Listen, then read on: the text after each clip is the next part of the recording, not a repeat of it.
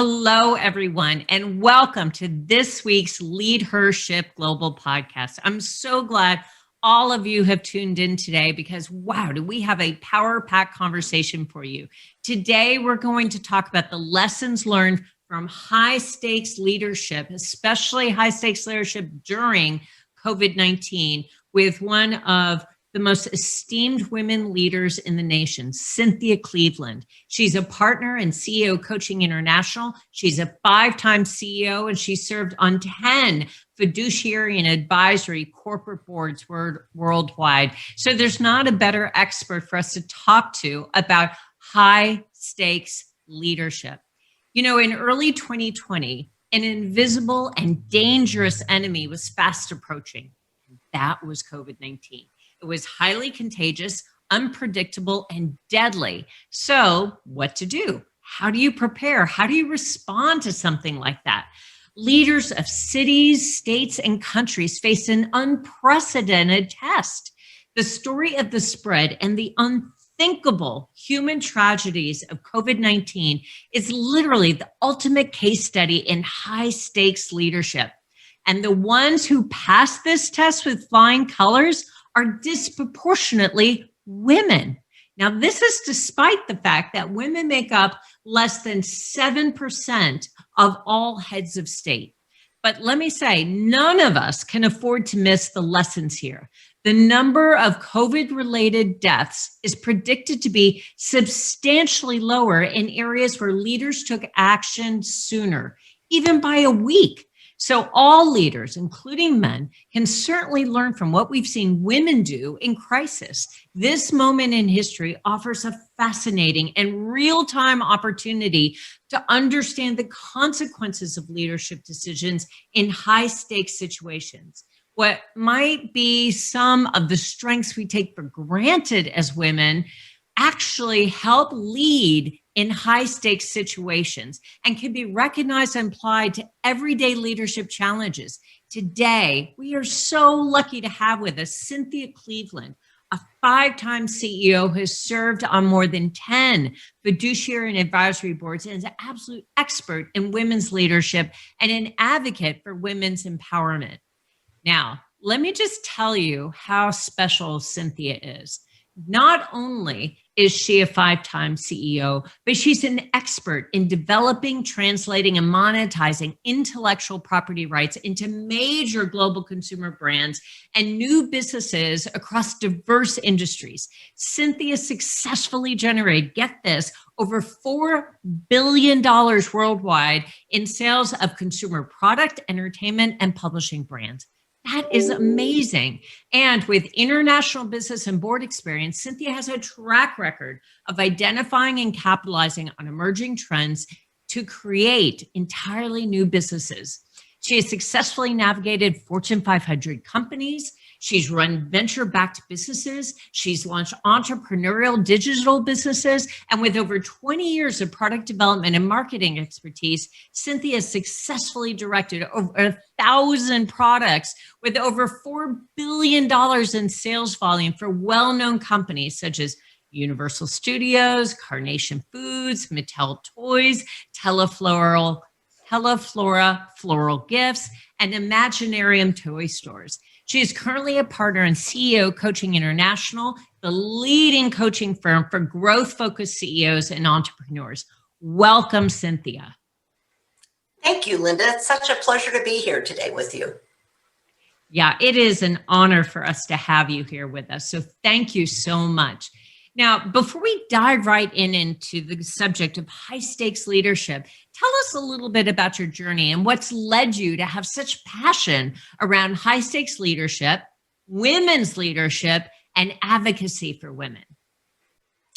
Well, Linda, I was lucky, but when I look back, maybe the word was I was also, like a lot of women, I took opportunities that were maybe higher risk than somebody else might have taken.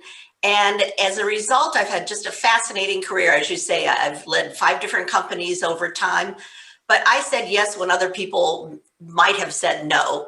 And I think that's the case with a lot of women in general. So I've done everything from Teleflora, the floral wire service, to then I ran a high-end retail chain of educational toys, and Universal Studios. So I've literally learned about the world of business.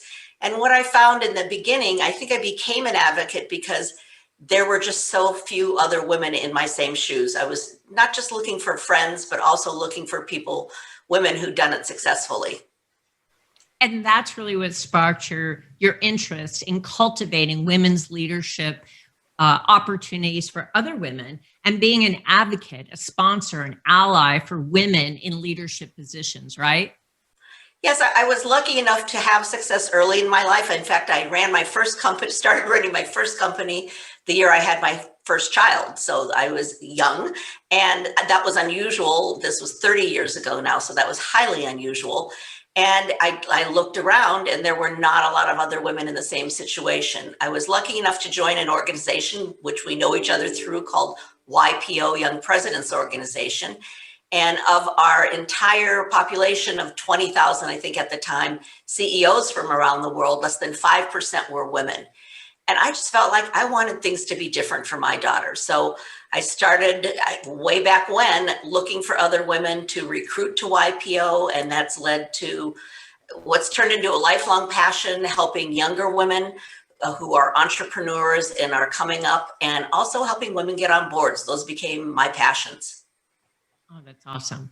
Now, I will say that you're right. You and I know each other from YPO, and you have been an advocate for women in leadership, whether they're starting their own business or they're climbing the corporate ladder in a Fortune 500 firm for as long as I've known you. And I think that you've seen the consequences of leadership decisions in high stakes situations.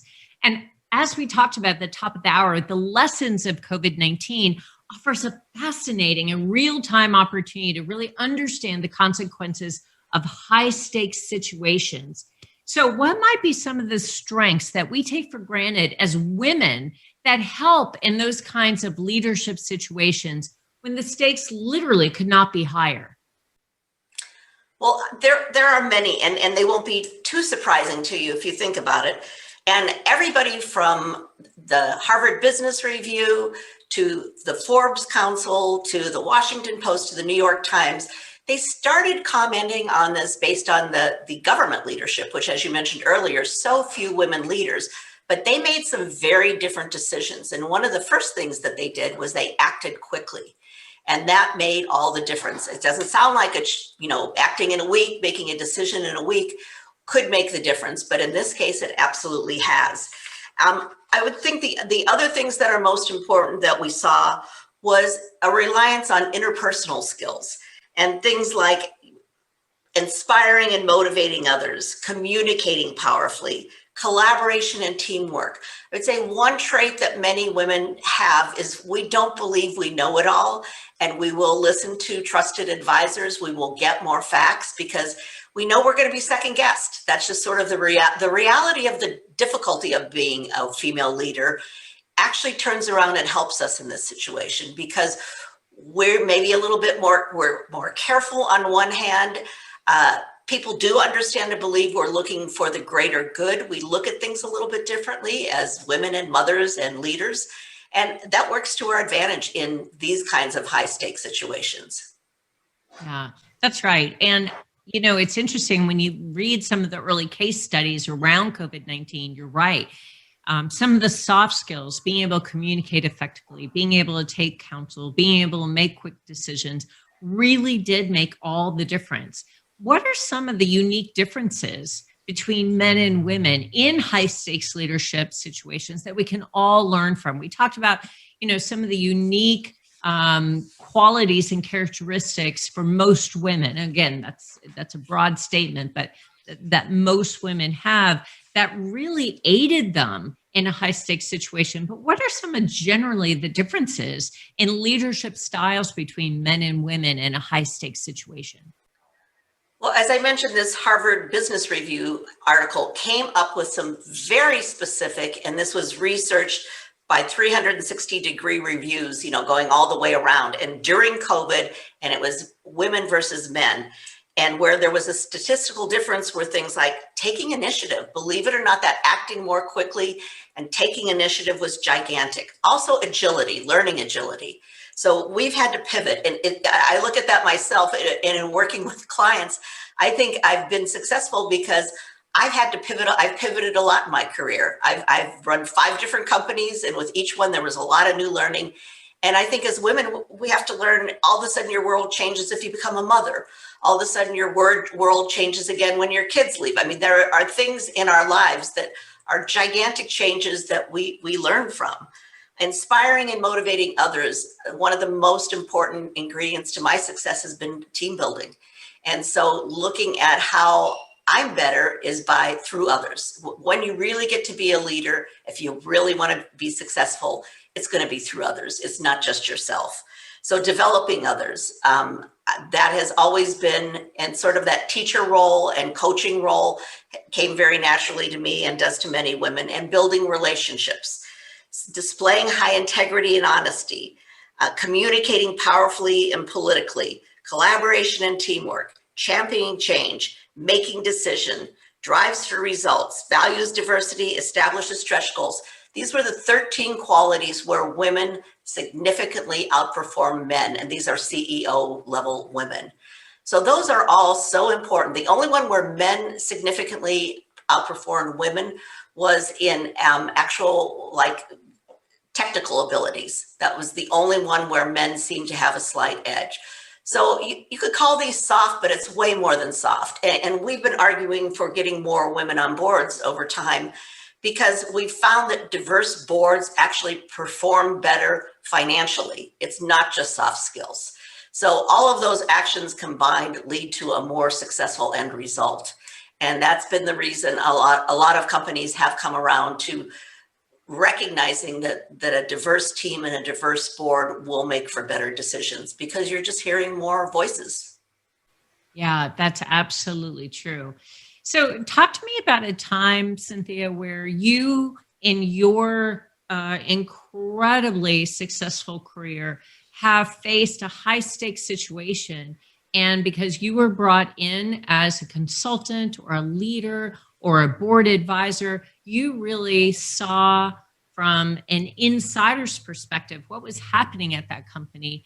And how did you see women kind of step up and help turn around that company? Or how did you personally step into that situation as CEO and turn around that company? And then what were some of the qualities and attributes and characteristics that really served you well to help turn around a high stakes situation? Well, actually, the company will remain nameless, but I was brought into a company first as a consultant, and then was offered the job of running the company. And everybody else had thought that they had a shot at this job. So I came into a very difficult situation, and the business was at a critical point. There had been a lot of issues. So here I was, probably the most unpopular person in the room, and I had to sort out quickly who were on the team were the keepers and where my problems were going to be. And I had just happened to attend a YPO event where somebody from Myers-Briggs was there and did an assessment, personality assessments on ourselves and our spouses. So I found out he did this for teams as well. And I brought him into the company and he assessed my entire team. And with that clarity, it helped me realize there was one person in particular who was just not going to get with the program, and made a change there. And it helped bring us together as a team. And every other company I've run since then, that's been one of my first moves, is to really start. I'm quite serious when I say building the team has made all the difference. And with that teamwork then starting to work better, people understanding each other. To this day, that's what I do with my clients as a coach, is we look at their team, because that's really the core of your existence and your success. You're only as good as your weakest team member. So sorting out, is everybody in the right seat? Sometimes you've got a great person in the wrong seat. But once you have the team working and people are clear on who's going to do what by when, business is not that complicated. I've had a lot of different businesses, and at the end of the day, it's about the people and the process that you use to move forward and having clarity. So it's a lot more simple, I think, than people realize. Okay, thank you. Or at least you make it seem simple. So thank Well, you, Cynthia. maybe I'm a simple person. No, that's a gift to take something complicated and be able to, I think, boil it down to its essence and simplify it. So thank you.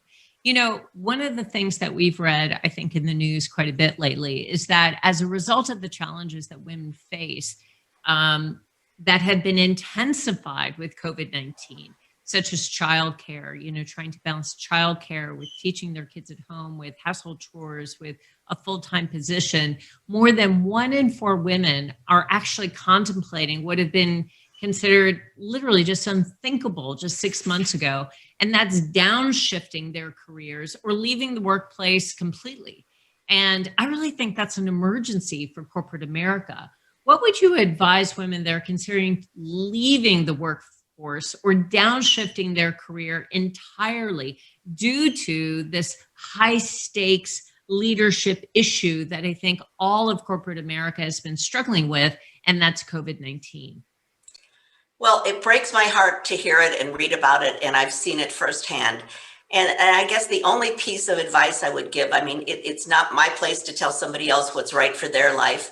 However, I think that it's fair to an employer, if you're in a situation where you have an employer, to ask for some help and to make sure that they know if you want to continue what kind of help you might need. I've had a couple of my clients when I've said, well, this person is leaving, is that really what they want to do? Oh, we really didn't actually talk about it.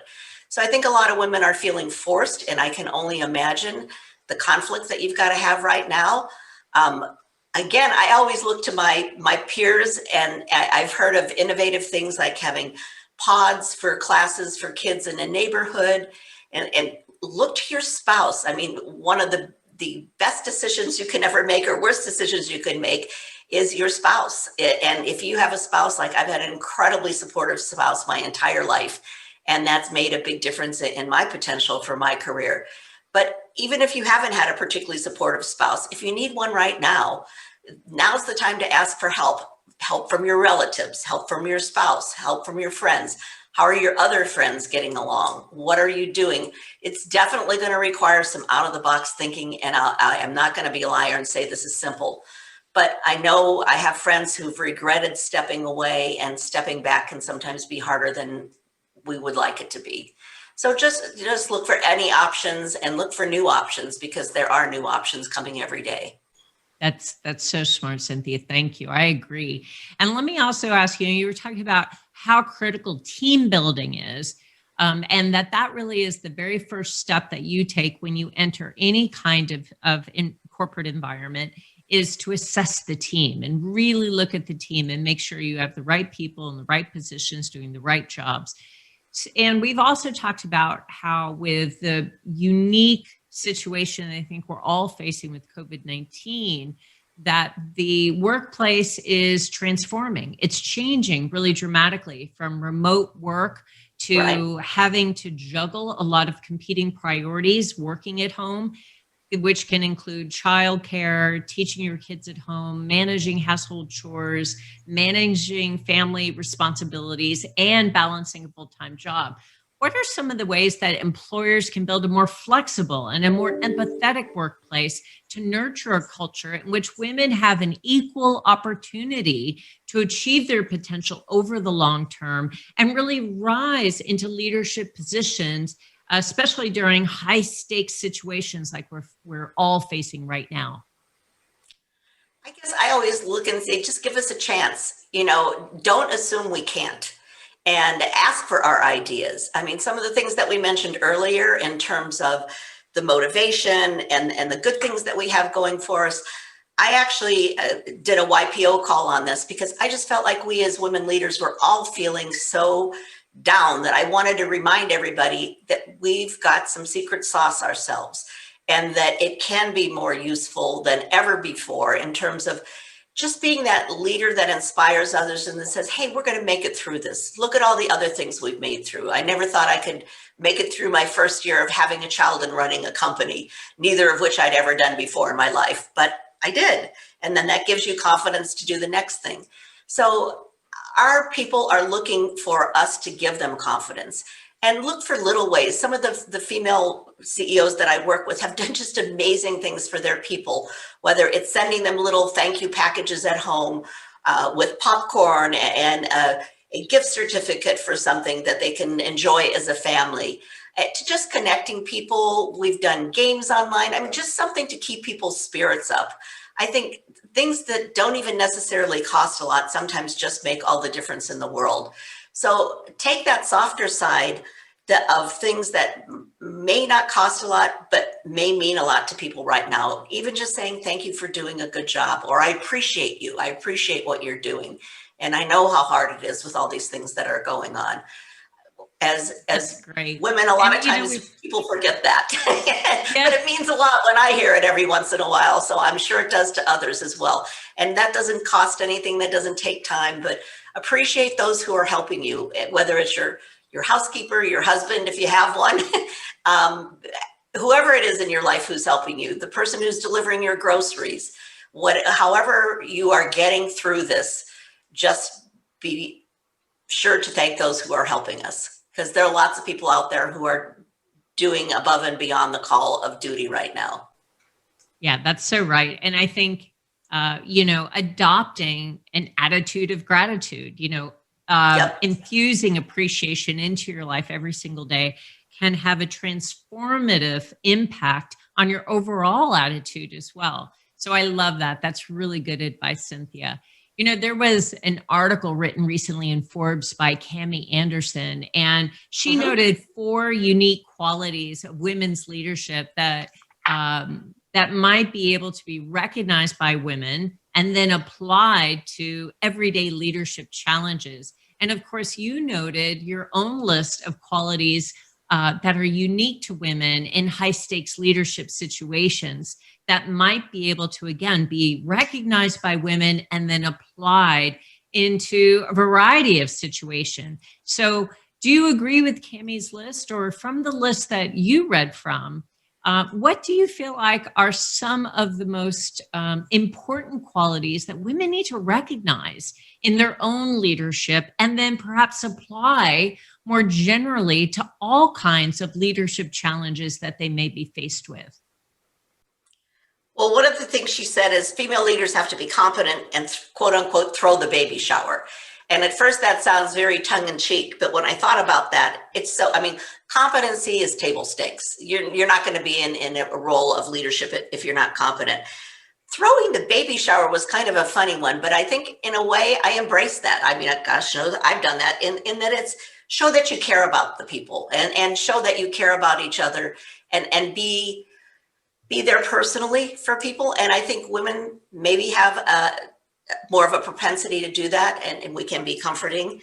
We don't suffer from overconfidence. Women seek input, and I think that's been to our advantage. We don't have to, there's a lot written about men's confidence, where they call it aggressiveness in women. Well, I don't think we suffer from that. I think we do seek input and listen. And I think right now, nobody has all the answers.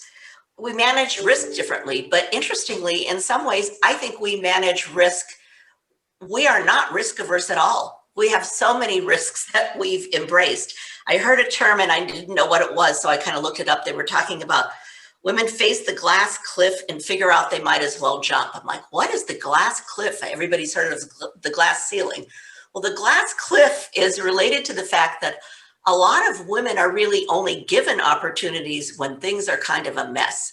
So the thing is ready to fall off the cliff, and then they give you the chance to unmess it up.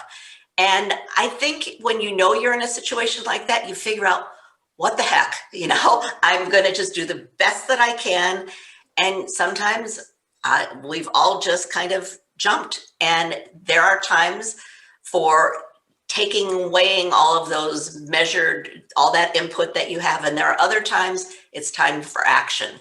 And that's what happened in a lot of these situations. So I'd say most of us do all of these things every single day. It's just being comfortable in your own skin, knowing you're not going to have all the answers, and you're just doing the best that you can and keep moving forward. I guess my motto in life is, especially when things are tough, is what's one step I can take today? And then I feel a little bit better if I've taken that step.